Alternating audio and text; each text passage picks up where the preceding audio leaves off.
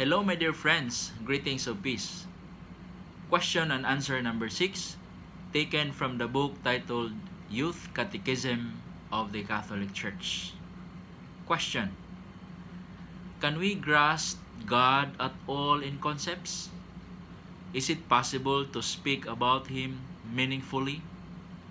Answer: although we men are limited and the infinite greatness of God never fits into finite human concepts, we can nevertheless speak rightfully about God. In order to express something about God, we use imperfect images and limited notions. And so, everything we say about God is subject to the reservation that our language is not equal to God's greatness. Therefore, we must constantly purify and improve our speech about God. God bless you.